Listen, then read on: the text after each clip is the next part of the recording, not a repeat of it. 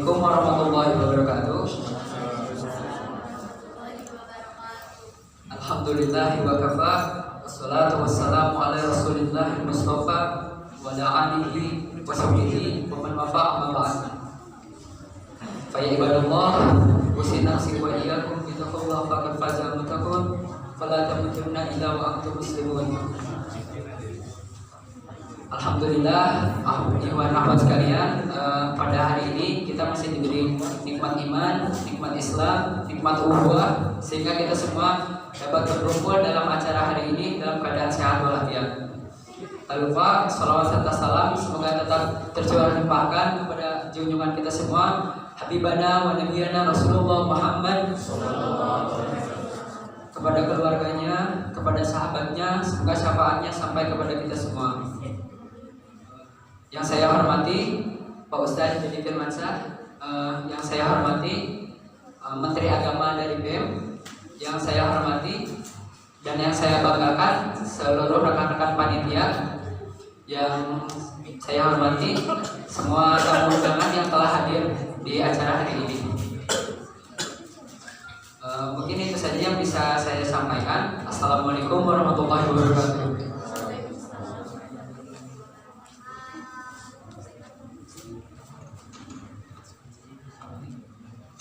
Terima kasih kepada rekan yang telah memberikan sambutannya. Marilah kita ke acara yang selanjutnya, yaitu pembacaan ayat suci Al-Quran yang akan dilanjutkan oleh Ananda Altaf. Kepada Ananda Altaf, dipersilakan.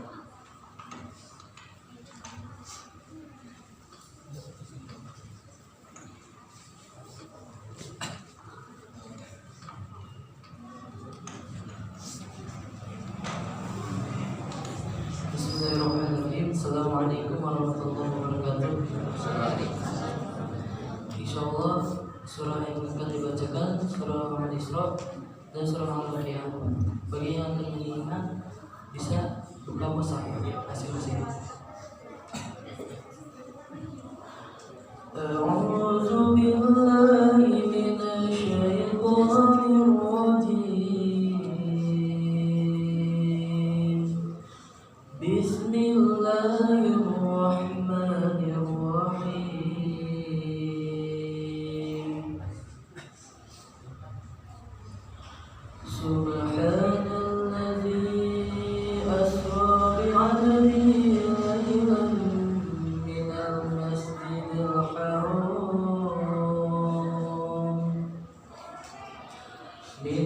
masjidil haram ilal masjidil aqsa alladzi barakna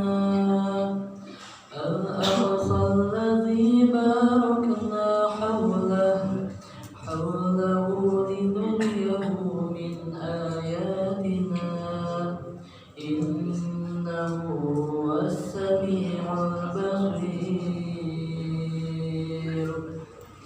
Wa atayna Musal kitaba wa ja'alnahu hudan li bani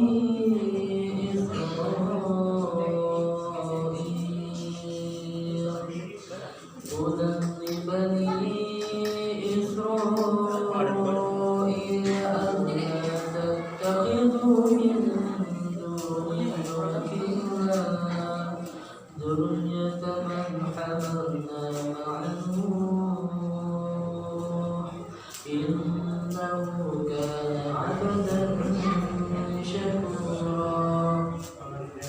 Wa qadayna ila bani Israil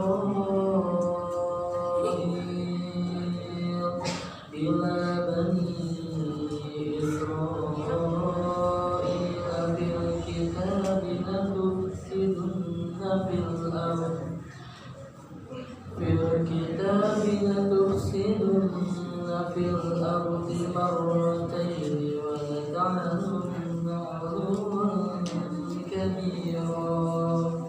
وإذا جاء وعد أولاهما بعثنا عليكم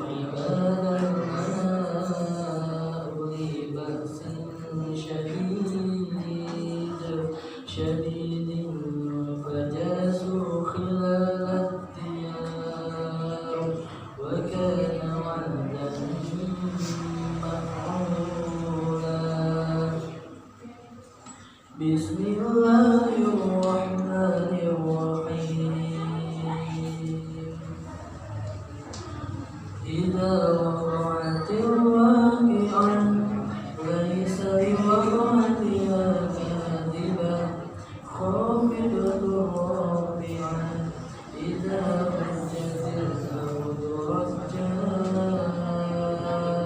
wa bussatil jibalu bassa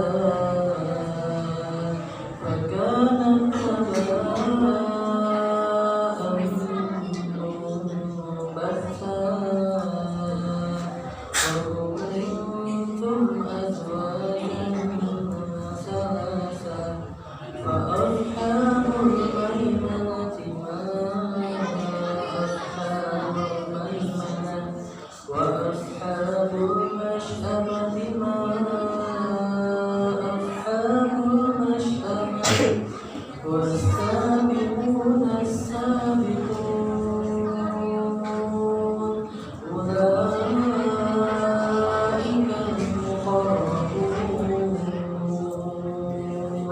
في جنات النعيم ثلة من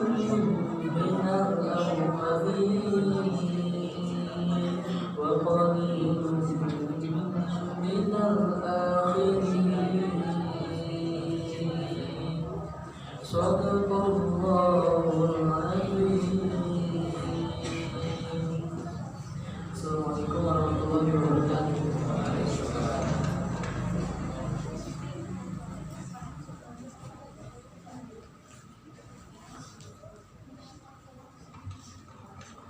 Terima kasih kepada Saudara Amsam yang telah melantunkan ayat suci Al-Quran. Semoga kita mendengarnya mendapatkan rahmat dan hidayah dari sini. Acara selanjutnya langsung aja ke kajian yang akan disampaikan oleh Ustaz Yadi Firmansyah dengan tema hikmah dibalik peristiwa Israel. Pada Ustaz Firmansyah.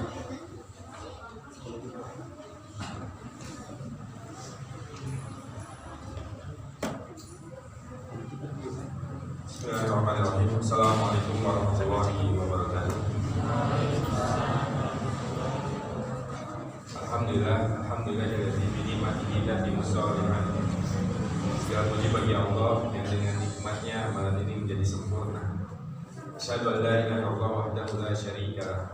Wa asyhadu anna Muhammadan abduhu wa rasuluh. Allahumma sholli ala Muhammad wa ala alihi wa ashabihi wa man tabi'ahum bi ihsan ila yaumil. Malam ini milik Allah Tabaraka wa Ta'ala. Kalau saya sudah niat ke sini atau kalian pun sudah niat ke sini, tapi takdirnya harus beres kehidupan dunia.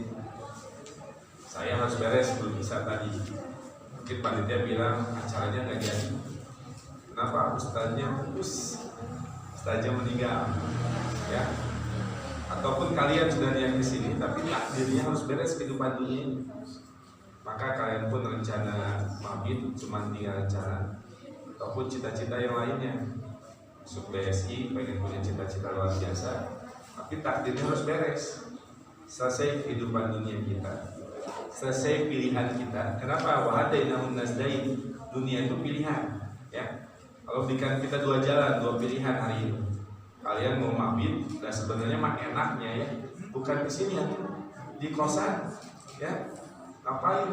Ngopi, bayar di Instagram, ya. Dibandingkan ke mabit, ke masjid. Kalau kita memilih hanya hawa nafsu kita, seperti itu. Tapi alhamdulillah kalian memilih pilihan yang terbaik. Datang ke salah satu rumah Allah, mabit sampai nanti besok subuh, ya mulai. Ini suatu hal yang luar biasa. Kenapa? Kalau Bapak sendiri, sekedar cerita dulu sebelum ke materi. Tadi sudah disebutkan nama Yani Firmansyah. Sekarang alhamdulillah banyak isi, tapi kalau dulu waktu remaja kuliah boro-boro mengalami seperti kalian. Dulu saya ngurus picking, tahu picking versi? Ya, Ustaz, kenapa picking yang dejek berantem? Saya tahu sejarahnya mulai dari awal dan puncaknya 2001 di kuis Siapa Berani di Jakarta. Jadi kita kan ke Siapa Berani dan alhamdulillah yang lain 18 jahitan, 19 jahitan, saya cuma 2 jahitan. Dan sampai meninggal alhamdulillah. Jadi saya hijrah tahun 2004 kurang lebih dari 2004. Dulu waktu remaja kuliah di Tenas, kalau SMA-nya mah di sebuah SMA negeri di Bandung. Saya tidak usah sebutkan. Jadi cuma pernah kisah ini. Kalau saya itu rada bawong, karena pernah gini. Suatu saat di sekolah itu kedatangan alumni yang sukses, seorang lurah atau camat, saya lupa lagi. Angkatan atas saya. Di depan kurang lebih 300 orang siswa SMA. Disebutkan seperti ini kata gurunya. Jadilah kalian seperti alumni ini. Jangan sia-siadi. Nama saya disebut. Kalau Yadi mah madesu, masa depan suram, kata gurunya. Di depan orang, saya disebutkan karena saya selalu masih di 20 saat SMA 20 Bandung. Ya. Tapi alhamdulillah saya berubah dari 2004, jadi begitu nikmat hidayah ini. Saya dulu tidak mengenal Allah, lupa tidak mengenal Allah dan tidak merasa berdosa, itu yang berarti. Maka kalian hari ini sebelum saya nyampe ke materi berbahagia. Kalian termasuk orang-orang yang Allah pilih, masih muda udah ingin Allah. Sebuah nikmat yang luar biasa. Kalau saya saat lupa sama Allah matikan, Allah tidak rugi. Ya, jadi di masa 7 bawang kene, 7 dipik kene, tidak mengenal Allah, dan saya mati, Allah tidak rugi sama sekali. Saya punya kisah, punya ikhlas. Suatu ketika dia mau tiba-tiba di Asia Afrika aja masuk rumah sakit Hasan Sadikin. Si fulan kecelakaan. Di mana sekarang? Di Hasan Sadikin. Saya ke sana ke rumah sakit Hasan Sadikin. Masuk ke sebuah ruangan yang dimana kepalanya jadi sebesar bola voli. Ya, dia besar, pakai alat. Si adik kelas saya pakai alat, dan rata-rata ketika saya keluar, Pak, kalau yang masuk ke ruangan ini tidak ada yang selamat. Rata-rata the end, ya, finish, ya. Tapi Allah begitu sayang sama hambanya. Adik kelas saya saat itu sudah mau. Padahal kalau Allah matikan mudah, ya. 3 bulan, habis ratusan juta, jual rumah, jual mobil. Orang tuanya dulu belum ada BPJS. 3 bulan di kepalanya ada pen, di lehernya pun sama. Ketika saya ketemu dengan adik kelas saya katakan, Allah sayang sama Anda. Allah berikan kesempatan kedua buat Anda. Kalau adik kelas saya saat itu sedang mabuk meninggal, kita tahu bagaimana yang akan jalan barja dan begitu ya kan. Atau kisah kedua siapa? Fani, seorang vokalis band di Jakarta, ya. Kalau Fani saat itu malam itu indah, sedang isi acara musik, masuk ke sebuah ruangan, ada bartendernya teman saya, indah, dunia itu easy kata beliau. Tiba-tiba apa pulang mau ke rumah, qadarullah dibawa flyover Semanggi jatuh, kata beliau tepat di belakang kepala saya lewat bus Maya Sari Bakti, di belakang kepalanya. Sampai busnya itu berhenti, penumpangnya lihat, bahasa Sunda mah kageleng tidak kepalanya. Tepat di belakang kepala saya kata beliau.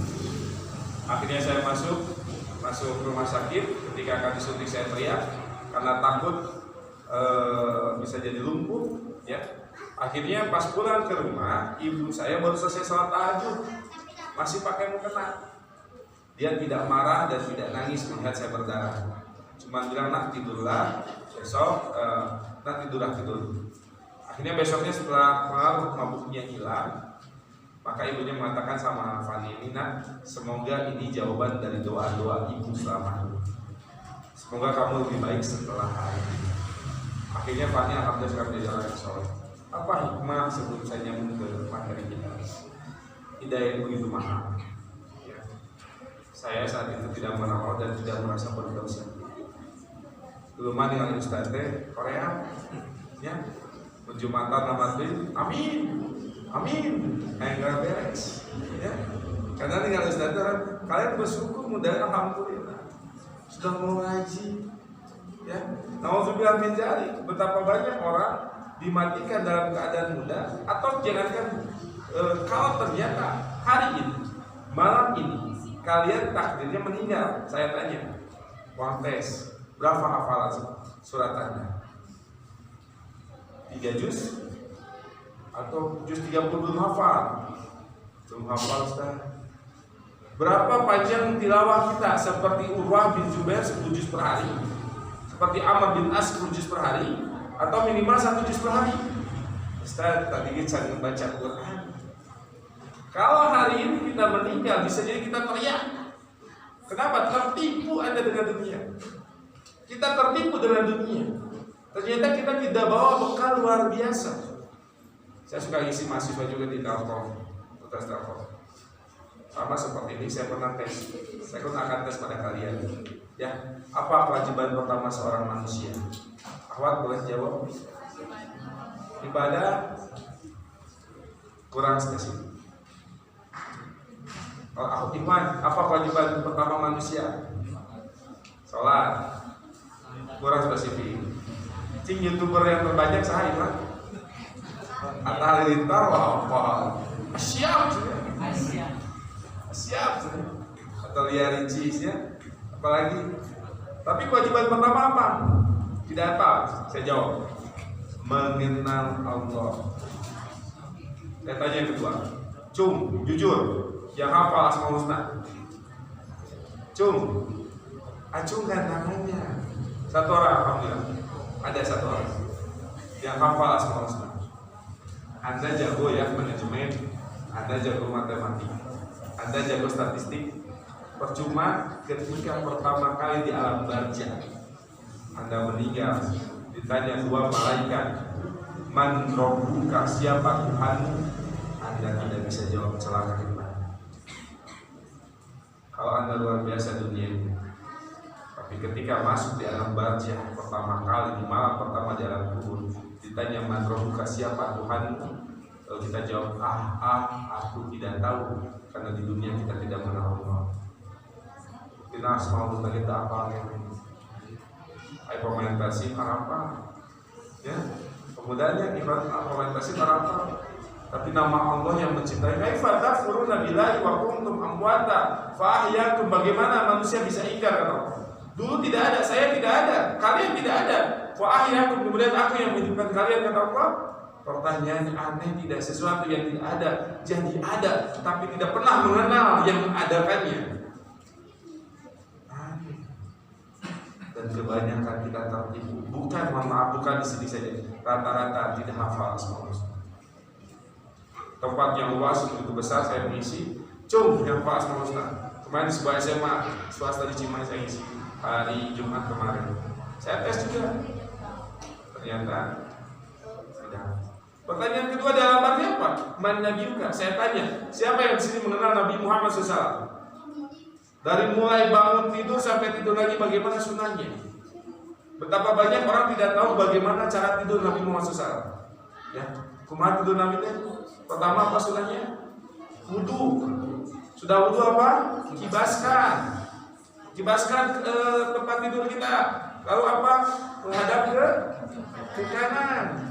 Tidak boleh apa nakban bahasa Indonesia? Tengkurap. Karena itu tidurnya setan. Ya, tidak boleh tengkurap, tidurnya setan menghadap ke kanan. Baca apa? Al-Ikhlas, Al-Falaq. Berapa kali? 3 kali. Al-Ikhlas, Al-Falaq, An-Nas. Ulang. Al-Ikhlasnya baca, ya. 3 kali. Sudah itu boleh ayat kursi di ayat yang lain. Setelah itu baca doa Bismika Allahumma amutu wa ahya. Hadis riwayat Bukhari. Menghadap ke kanan, tidur. Ustaz, kakosan gua atau apa Instagram deh ya. Dengan Instagram baik betul. Jujur ketidurnya. Ketika meninggal tidak baca doa, alhamdulillah. Hidup kita sepertiganya tidur. Kalau tidak sesuai sunnah, 20 tahun kita hidup tidak jadi ibadah. Ya. Bangun apa? Kan setiap ketika tidur setan mengikat kita dengan 3 ikatan. Setiap ikatan ditiupkan, tidurlah malam masih panjang. Ikat lagi, tidurlah malam masih panjang, sampai 3 ikatan. Maka kalau kalian bangun apa jam 2, biasanya apa? Panjang kan ini. Masih malam, tidur lagi, betul tidak? Jam 4 bangun, setengah jam lagi. Ya, betul tidak? Nah, jujur. Ya, karena diikat dengan 3 ikatan. 3 ikatan itu akan lepas ketika pertama apa? Berdoa. Bangun terus berdoa. Alhamdulillahilladzi ahyana ba'da ma amatana wa ilayhi nusyur. Lepas satu ikatan. Lepas kedua ikatan dengan apa? Dengan wudu. Lepas dua ikatan. Lalu sholat, baru tiga itu lepas. Kita sholat malam, ya. Itu sholat malam. Lalu kita sholat subuh. Setelah itu kita akan bangun dalam keadaan segar. Oh, cobain nanti malam yang tahajud. Nanti subuhnya segar. Berbeda yang bangunnya kesiangan, ya, separuhnya kalau kesiangan ya. Dan sebuah riwayat, seseorang yang bangun pas adzan subuh, hakikatnya telinganya dikencingi setan. Kalau bagian adzan kencingi setan, ya. Ustaz, kumaha kalau sudah subuh? Wallahu alam itu makin setan. Ya. Kalau pas badan adzan subuh saja dikencingi setan, apalagi setelah subuh, wallahu alam. Ya. Ini hanya awal saja bahwa kalau hari ini mati ternyata kita tidak bawa bekal yang luar biasa. Yang kemarin di Sumedang di tes anak-anak suruh nulis amalannya, hafalannya tulis. Hari ini tanggal berapa? Ya, tanggal Rajabnya tanggal berapa? Besok Islamit aja. Walaupun di Islam itu kita punya 2 hari raya ya, Idul Fitri dan Idul Adha. Ditulis hafalan saya, tulis Al-Ikhlas, Al-Falaq, An-Nas. Kalau lebih dibanding 50 surat, bersyukur sama Allah.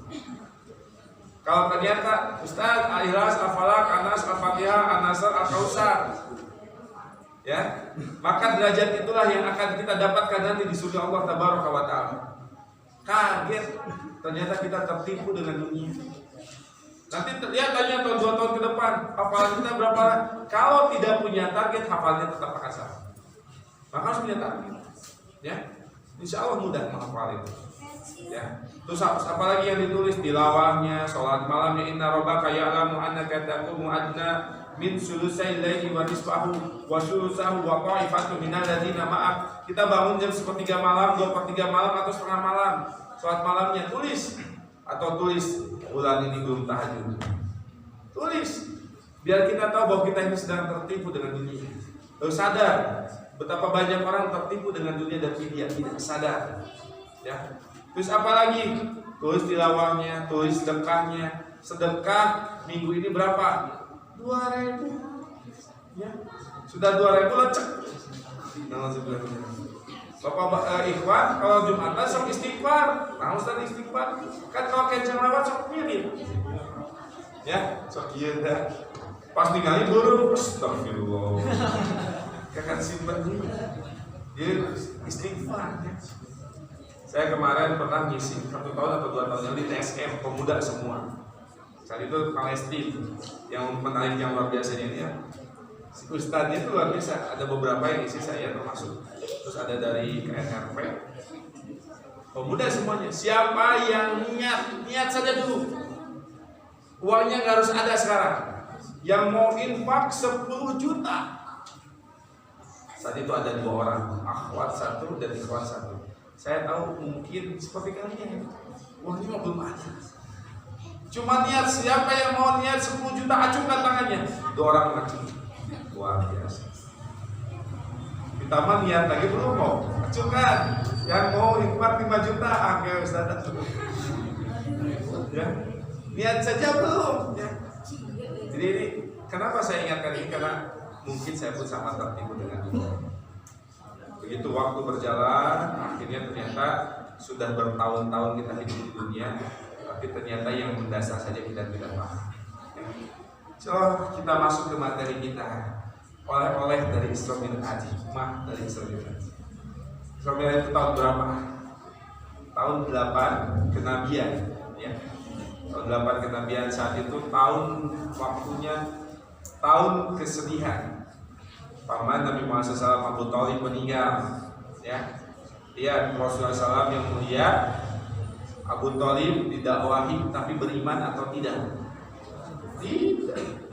Abu Thalib ini di akhir hayatnya Nabi Muhammad mengatakan pada pamannya, paman katakan la ilaha illallah, asyhadu an la ilaha illallah wa anna Muhammadar Rasulullah, dan semoga kata-kata ini menjadikan hujah alasan agar aku membela di hari kiamat.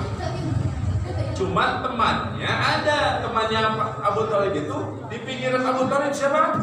Abu Jahal. Umar bin Amr bin Hisham, ya, bin Hashim bin Hisham bin Hashim, Abu Jahal panggilannya. Kata Abu Jahal pada Abu Talib, apakah engkau mau meninggalkan agamanya kakek, agamanya orang tuamu?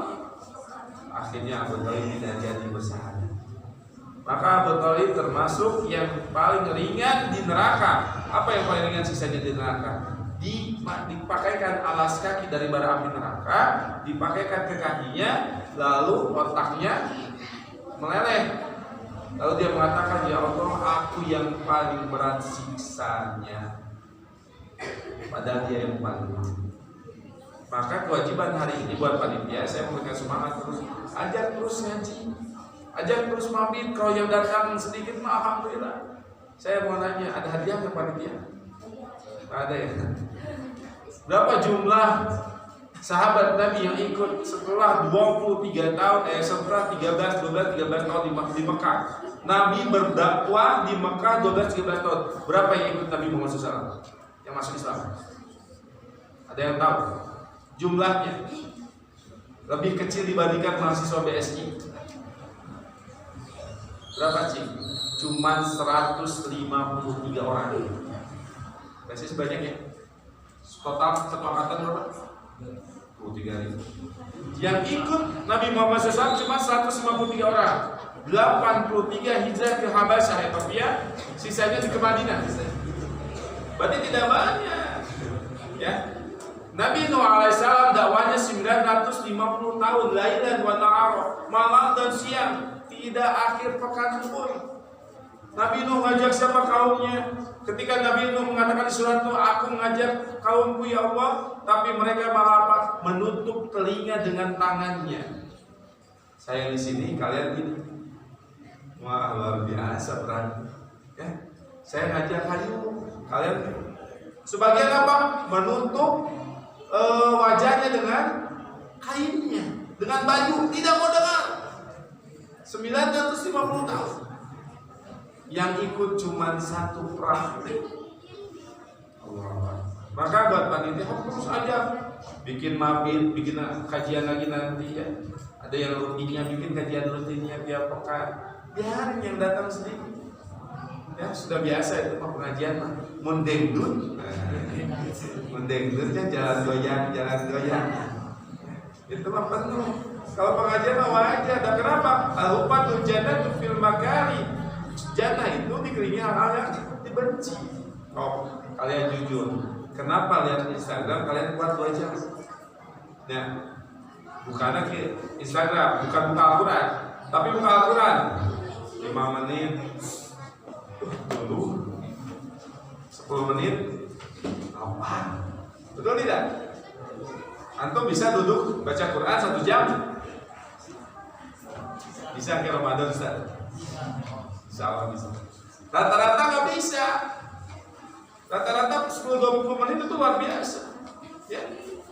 Tapi kenapa kita lihat Instagram dan sebagainya kita bisa mudah sekali untuk melihat hal itu? Al-Fatul Jannatu fil Makari, jannah itu dikelilingi hal-hal dibenci. Al-Fatul Nafis Syahwat, sedangkan neraka itu dikelilingi hal yang disukai. Memang tidak mudah. Jadi yang pertama, Abu Talib meninggal, Siti Khadijah pun meninggal di Nabi Muhammad SAW. Khadijah radhiyallahu anha. Ya. Tahun ke-8 Hijriah. Nah ini yang luar biasanya para sahabat. Kalau hari ini kita di sini, kita sudah ada pesawat. Saat itu tidak ada pesawat. Perjalanan dari Mekah ke Masjidil Aqsa Palestina dengan kuda yang terbaik menghabiskan 2 bulan perjalanan. 1 bulan sampai 2 bulan perjalanan. Lalu ada orang yang mengatakan, kemarin malam saya dari Madinah pakai naik kuda buruk. Buruk itu di atas keledai, di bawah kuda ada sayapnya. Dari Mekah, dari Masjidil Haram ke Masjidil Aqsa, lalu saya naik ke langit sampai ke langit 7 ke Sidratul Muntaha, dan saya pulang dalam 1 malam. Ada di kita saat ini, kita akan menganggap orang itu gelo atau kemana. Bisa jadi kalau kita ada di zaman itu kalian termasuk CS Abu Jahal. Ya.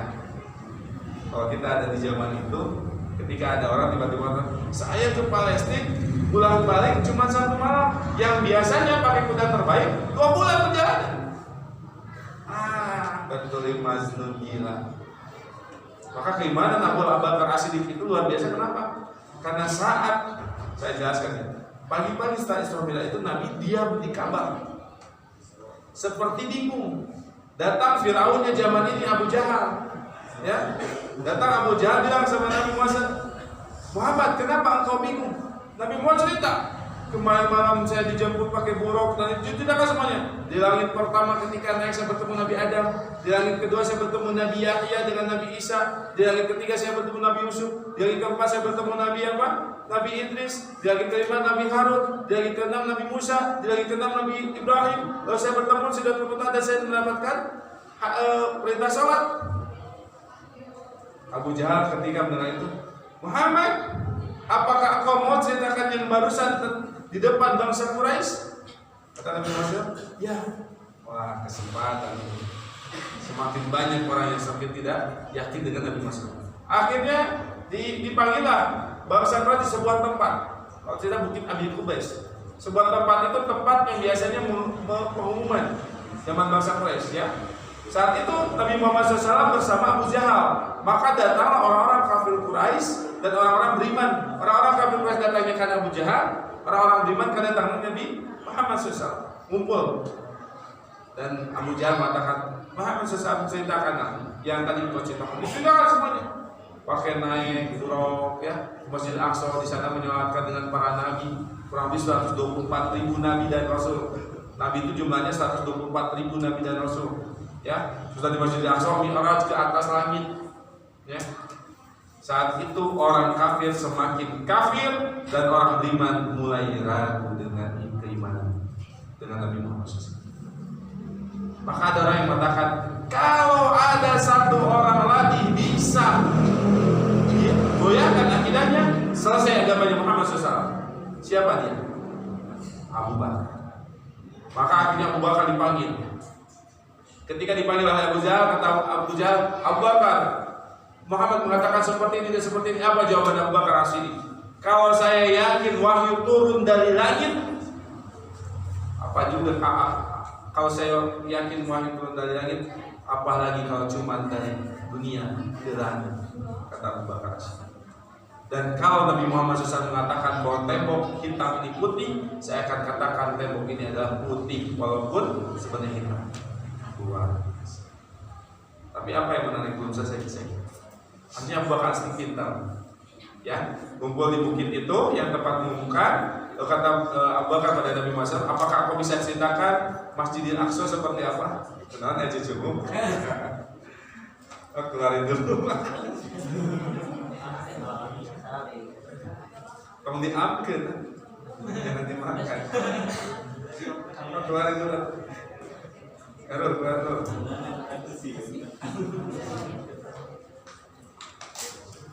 Ya, jadi kumpul lagi. Kenapa Abu Bakar pintar? Karena Nabi Muhammad SAW orang tahu yang bisa dulu ke Masjidil Aqsa itu dulu orang-orang yang pembesar, orang pedagang.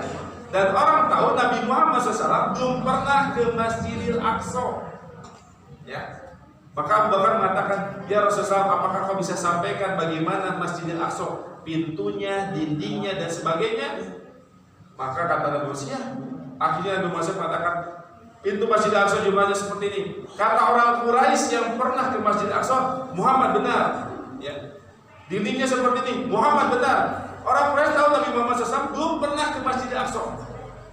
Ya, Muhammad benar, Muhammad benar. Lalu kata Nabi Muhammad SAW, ketika aku naik, lalu ada di perjalanan itu ada kabilah Quraisy lagi pulang ke Mekah. Ya, mereka di depannya ada unta-untanya pakai ikat warna merah. Ya, warna merah atau putih siapa? Pakai ikat warna merah atau putih. Dan ketika itu mereka kehilangan unta. Lalu saya teriak, hei Quraisy, untamu di lembah ini. Dan mereka mengikuti perkataanku. Lalu menemukan untanya dan insya Allah 2 atau 3 hari lagi mereka akan sampai di kota Mekah, kata Nabi Muhammad SAW. Maka saat itu 2-3 hari ditunggu. Perkataan Nabi Muhammad SAW yang sudah menjelaskan bakal ada kabilah Quraisy, depan pimpinannya ada unta memakai ikat merah atau putih, itu betul ditunggu dan ternyata 2-3 hari betul sampailah kabilah itu, dan betul paling depannya memakai ikat yang disebutkan oleh Nabi Muhammad SAW. Akhirnya semua penduduk Madinah yakin dengan Isra Mi'raj. Ya, itu kisahnya. Tapi apa hikmahnya? Hikmahnya yang sering kita, dan ini yang luar biasa. Perintah sholat yang 50 waktu, kata Nabi Musa, Muhammad, umatmu tidak akan sampai. Turun lagi sampai 5 waktu, ya. 5 waktu GHRS itu. Kamu 50 waktu. Lalu kata 5 juga, kata Nabi Musa, umatku tidak akan kuat, tapi kata Nabi Musa, aku pasrah, aku malu untuk datang lagi pada Rabbul perintah keringanan. Nah, saya akan bahas sekarang tentang sholat. Kenapa sholat ini penting? Ya. Hadis riwayat At-Tirmidzi. Ada orang yang sholat yang selama 60 tahun tidak satu pun Allah terima sholat. Saya tanya, saya banyak melihat kalau sholat mana ya, wudu, banyak wudu sifat wudu Nabi Muhammad SAW orang tidak tahu. Ustaz, itu masih wudunya Nabi Muhammad SAW. Kenapa? Karena wudunya itu penting. Wudu salah ya sudah salah. Ya, wudunya tidak benar maka sholatnya pun tidak benar. Maka sholat 60 tahun di hadis riwayat At-Tirmidzi yang mengancam kita. Ada orang yang sholat 60 tahun tidak satu pun Allah terima sholatnya. Kenapa? Sujudnya betul, rukunya salah. Rukunya betul, sujudnya salah. Betul semuanya, tidak khusyuk. Betul semuanya, tidak ikhlas. Maka hari ini akan saya sampaikan bagaimana kiat-kiat agar kita ikhlas, agar diterima, sholat kita diterima. Ya. Yang pertama, apa syarat diterima sholat? Cuman 2, al-ikhlas dan al-ittiba. Ikhlas karena Allah. Yang kedua, ittiba, mengikuti sunnah dari Nabi Muhammad SAW. Setelah wudunya, cara wudu Nabi Muhammad SAW, ada orang yang wudu kanan kiri ya. Yang benarnya seperti apa sih? Ada yang gigian wudu, ya. Ada yang ambil air cidukan ketika telinga, ambil ke rambut, ke telinga juga. Banyak orang tidak tahu bagaimana wudu, padahal tiap hari wudu. Apa bacaan wudu pertama kali? Tiap hari wudu. Apa bacanya? Bismillah. Bismillah. Kalau di kamar mandi gimana bacanya? Dalam hati? Bukan. Disirkan. Mulutnya tetap bergerak, tapi tidak terdengar suaranya. Ke dalam kamar mandi. Membelakangi apa? Tempat buang air besar kita di belakangnya, jangan di depannya. Banyak orang tidak tahu, ya. Setelah itu wudu apa? Wudu ya 3 kali, 1 kali boleh, 2 kali boleh, 3 kali boleh, kecuali mengusap kepala cuman 1 kali. Ya. Konsisten 1 kali, konsisten 2 kali, konsisten 3 kali, kecuali mengusap kepala cuma 1 kali. Kembalikan langsung, ambil air, keluarkan, kembalikan, masukkan telunjuk kita ke telinga dan ujung jari jempol kita ke belakang telinganya. Itu sunnahnya. Lalu ketika kaki apa? Biasanya ketika kaki ada yang lupa. Banyak tumit-tumit yang terkena jilatan api neraka karena menduduki kian ya, kantor keranting gitu ya, harus diusap. Yang paling banyak tumit yang sekarang suka lupa diusap itu wudunya, belum sholatnya. Saya ajarkan sedikit sholat, bukan ajarkan tapi banyak yang salah. Pertama, mengangkat tangan di mana? Hanya ada 2 tempat mengangkat tangan ketika bertakbir. Boleh gini? Hah? Tidak boleh. Masa? Atau gini? Set kecilnya, boleh tidak? Tidak. Di mana? Sejajar pundak kita, bahu kita, dan sejajar telinga kita. Mazhab Syafi'i menyatukan dua-duanya. Di bawahnya sejajar pundak, atasnya sejajar telinga. Menghadap ke kiblat. Ya. Tokir, Allahu Akbar. Ada yang gitu? Ada yang kiri di sisi kiri. Di mana kita meletakkan tangan kita? Hanya 3 tempat, ya. Seperti ini. Kalau di sini cuma diletakkan saja di atas, ya seperti ini boleh, diletakkan saja. Yang kedua digenggam di sini, digenggam, ininya menggenggam. Dan yang terakhir diletakkan di ujung, hanya diletakkan saja di atas. Belum rukunya, belum sujudnya, semuanya harus dipelajari agar abang ijibah. Kita takut seperti kisah Atta bin Abi Robah, seorang ulama yang luar biasa. Atta bin Abi Robah ini menyulam kain. Ketika sudah jadi menyulam kain, lalu dia jual kepada penjual kain. Pas dijual kata penjual kain, Atta, maaf kainmu rusak, aku tidak bisa membelinya. Saat itu Atta nangis, Atta bin Abi Robah nangis. Penjual kain bingung, Atta kenapa aku nangis? Gara-gara aku tidak membeli kainmu, aku beli dengan setengah harga. Apa jawaban Atta bin Abi Robah? Aku menangis bukan gara-gara kainmu kau tidak beli. Aku menyulam kain ini berbulan-bulan itu merasa sudah terbaik. Tapi ketika aku serahkan pada ahlinya, ternyata kainku rusak.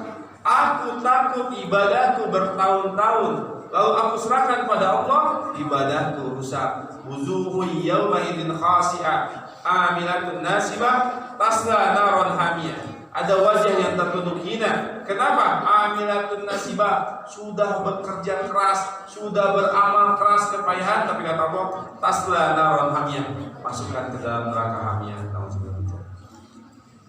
Muntah sholat masuk neraka wajar dan antara sholat. Dari mana Ustaz? Surat Mudatsir, ya, surat Mudatsir ketika penghuni surga nanya pada penghuni neraka, kenapa yang menyebabkan kamu masuk neraka? Penghuni neraka mengatakan, qalu lam naku minal musholin, dulu di dunia aku tidak sholat. Ini mah sholat tapi masuk neraka. Kita khawatir dengan ini, ya. Jadi tata caranya yang benar. Tata caranya benar, mulai dari ruku-ruku itu harus lurus. Jadi kalau disimpan air itu tidak akan jatuh, ya. Si air itu tidak akan jatuh. Lalu ketika sujud, betul-betul sujud. Sampai ada seorang sahabat Nabi Muhammad SAW, ketika sholat lalu kata Nabi, ulangi. Dia sholat lagi, ulangi. Sampai 3 kali diulangi. Sampai sahabat dia, Rasulullah, apa yang harus saya lakukan? Saya sudah sholat yang terbaik, coba ulangi. Apa jawaban Nabi Muhammad SAW? Tumanina, tenang. Tumanina itu termasuk rukun. Anda kalau sholat, sudah akan diterima. Karena itu bagian dari rukun. Orang yang tidak menunaikan rukun, sholatnya tidak sah. Ya. Jadi yang pertama harus ikhlas, yang kedua ijibah. Dan bab ikhlas ini luar biasa juga. Jangan dibiasakan dikit-dikit selfie, on the way to home, ya. Atau apa, bisa pengajian, ya, ustadznya dipoto, pengajian ya, atau di Ka'bah. Nanti kalau bagian umroh ya, ketika di Ka'bah, ketika mau selfie tanyakan betul tidak selfie-nya karena Allah. Kenapa? Percuma ketika tidak ikhlas, membuat Abu Hurairah jatuh pingsan 3 kali. Kenapa Abu Hurairah jatuh pingsan? Neraka dinyalakan dari 3 golongan. Yang pertama siapa? Ulama yang baca Qurannya bagus, yang mengajarkan Quran, mengajarkan ilmu, tapi masuk neraka gara-gara apa? Sebuah riwayat setelah itu diberikan nikmat, lalu orang ini mengatakan, ya Allah, aku pergunakan nikmatmu untuk menjadi seorang ulama, mengajarkan Al-Quran. Saya lakukan karena Engkau ya Allah. Apa kata Allah? Kadzabta, kamu bohong. Kamu lakukan bukan karena aku, kata Allah, tapi karena ini disebut orang soleh, orang baik, indah bacaannya, dan engkau sudah dapatkan di dunia. Saya lihat wajahnya ke neraka. Yang kedua siapa? Yang dermawan, sok nyumbang dan sebagainya. Bukan karena Allah, saya lihat wajahnya ke neraka. Yang ketiga jihad fisabilillah, bukan karena Allah. Salah niatnya, tidak bernilai dan benar. Kan ikhlas berat. Kalau saya tanya, kalian kesini karena siapa? Ustaz di WA kemarin, ya, ke panitia di WA, pamitnya, ya. Dia apa? Ikhlas itu tidak mudah. Karena kita banyak mudah sekarang dengan selfie dan sebagainya. Ya. Berapa menit lagi kartunya? Kalau 1 menit itu cukup. Nah, berapa menit lagi panitia? Berapa menit lagi? 10 mau mendoakan. Nomor 2 juga. Oke. Materinya belum seperempat acan. Setelah itu saya akan bahas sedikit agar kiat khusyuk, bagaimana kiat khusyuk ya. Karena tiap hari kita khusyuk. Yang pertama, persiapan khusyuk ya. Ketika kita akan sholat, karena Syekh Shalih Al-Munajjid rahimahullah, yang pertama memperhatikan hal-hal yang mendatangkan kekhusyuan ya. Contoh, kalian kalau ingin sholat khusyuk, yang pertama ketika azan berkumandang dijawab. Itu salah satu termasuk kiat sholat kita khusyuk. Jangan menghilangkan hal-hal yang bisa mendatangkan kekhusyuan.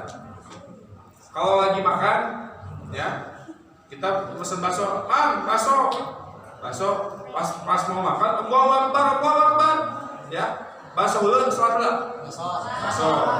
bakso dulu, ya bukan karena utamanya bakso, salah.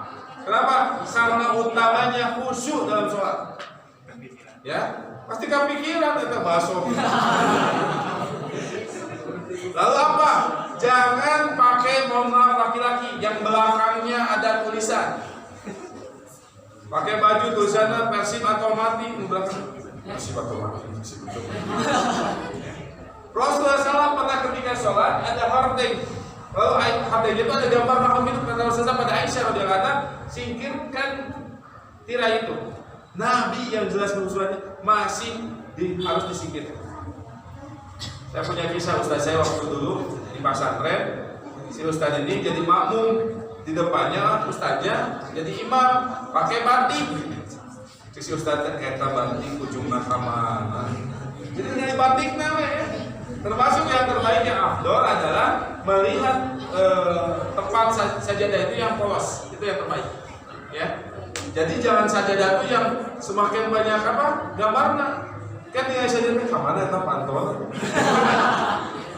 Itu harus dihilangkan. Ya. Rasulullah SAW saja gambar dihilangkan, apalagi kita. Ya. Apalagi jangan memakai, mohon maaf, harus masuk ke dalam masjid dengan bau-bauannya harum. Kalau masuk parfum, ya. Saya juga jualan parfum tapi bukan iklan. Parfum ya. Pakai parfum. Kenapa? Jangan yang dipikir kita terganggu dengan bau kita. Aduh, ya baunya. Ya, hati-hati ya. Yang pertama menghilangkan hal-hal yang bisa mendatangkan menolak kekhusyuan. Termasuk pikiran-pikiran yang bisa mengganggu pas saat sholat, bereskan dulu. Ya. Itu yang pertama. Kata Syekh Shalih Al-Munajjid. Yang kedua, setelah baca adzan, sebelumnya bersiwak, itu pun termasuk salah satu agar kita khusyuk. Tidak tergesa-gesa ketika ke masjid. Adzan, Allahu Akbar, qomat, jangan buru-buru. Jalan kaki saja biasa. Kalau dapat, ternyata kita dapat ruku, kita dapat 1 rakaat. Kalau enggak berarti tambah, ya. Jalannya santai. Lalu laki-laki, mohon maaf, laki-laki kan kayak harus ke masjid, tundukkan pandangan ketika ke masjid, ya. Harus tundukkan pandangan. Kenapa? Jangan matanya jalan. Kayak pas sholat atau gelis tuh ya, hijab ungu, wah. Jadi hati-hati, tundukkan pandangan. Ya, ketika mau ingin sholat, tundukkan pandangan. Tidak tergesa-gesa. Lalu yang kedua, tumanina. Apa tumanina? Tenang. Ya, tenang. Jangan gurung-gusung. Saya percepat ya. Yang ketiga, harus paham bacaannya. Abu Bakar As-Siddiq ketika menggantikan Nabi Muhammad SAW jadi khalifah, setiap Al-Fatihah 1 ayat menangis, 1 ayat menangis, 1 ayat menangis. Sampai wanita Yahudi nonton ningali Abu Bakar As-Siddiq mengimami kaum muslimin. Setiap 1 ayat menangis, 1 ayat menangis. Saya nanya sama kita, sama antum semua, sama saya, bertahun-tahun baca Al-Fatihah pernah nangis? Ustaz pernah nangis, kenapa? Ditipu. Jadi nangisnya bukan gara-gara baca, ya. Pernah kita nangis, kenapa? Kita jarang tahu bacaannya. Maka harus paham artinya. PR. Saya ngisi sebuah pengajian di Cimahi. Saat itu kata Ustaz, berarti saya harus tahu mulai dari awal sampai akhir. Iya. Anda ingin sholat khusyuk, mulai dari awal sampai akhir bacaannya harus paham. Bagaimana kita bisa nangis kalau ternyata kita tidak paham artinya? Ya. Nabi Muhammad SAW ketika masalah hajat sering berdoa, berlindung. Ketika masalah surga sering meminta ingin dapat surga. Saya ngambil sedikit minta waktu ya. Saya ngisi di sebuah pengajian di daerah Geger Kalong, bahas surga dan neraka. Saat itu rata-rata jamaahnya nangis.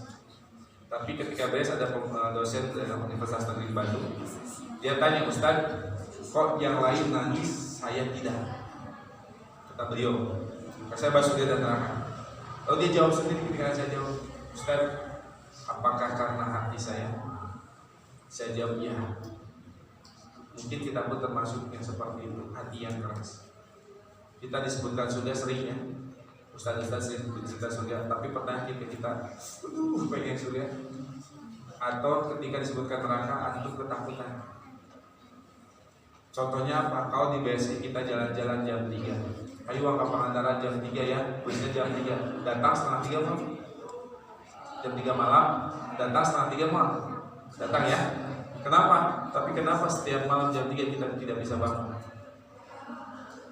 Kalau kali-kali ternyata kata dosen kita, harusnya jam 3 datang ke kampus, non Pak dosen, ini ada proyek, adalah proyek yang kita datang mah.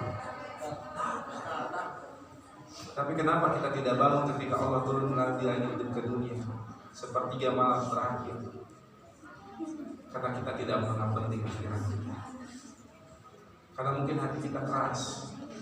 Ketika bab surga dan neraka tidak membuat kita begitu semangat, seperti Umayyah bin Hamam saat perang Badar, 313 orang melawan 1000 orang. Maka Nabi mengatakan, demi Allah, siapa yang terbunuh dia dapat surga yang luasnya seluas langit dan bumi. Maka Umayyah bin Hamam mengatakan, bakhil Islam, bakhil, indah Islam, indah Islam. Demi Allah, ulangi Islam, demi Allah, siapa yang terbunuh dia akan dapat surga yang luasnya seluas langit dan bumi. Umayyah bin Hamam sedang memegang 2 butir kurma.